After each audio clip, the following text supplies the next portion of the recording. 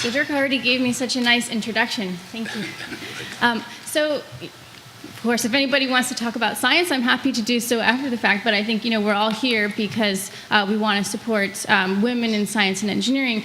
And so, all of my credentials are up there, but what about my personal experience? And I certainly don't want to take it for granted the fact that I had so many wonderful female mentors, some of which I met at this conference again, and it was sort of wonderful to revisit how I got started in science and why I ended up going into chemistry and ultimately into academia.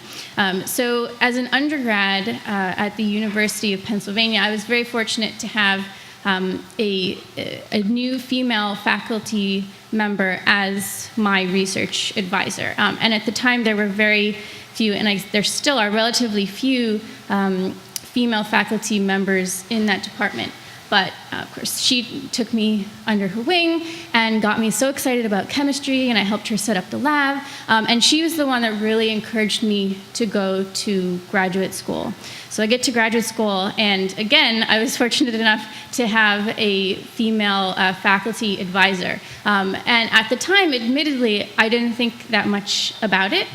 But the fact that statistically, I ended up with 2 research advisors that were women, I think that's pretty unusual, and I do think that it made quite a big impact to me, and they would always be so encouraging of my research and my interests, and ultimately I think that played a huge role in where I am today.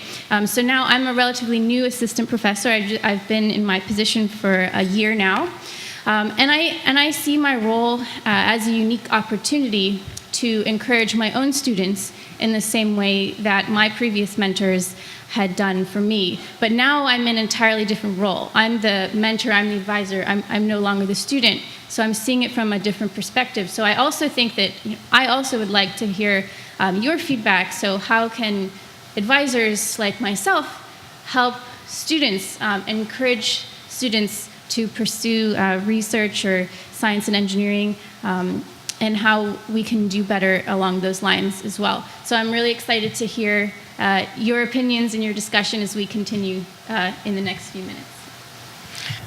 Thank you very much, Lauren.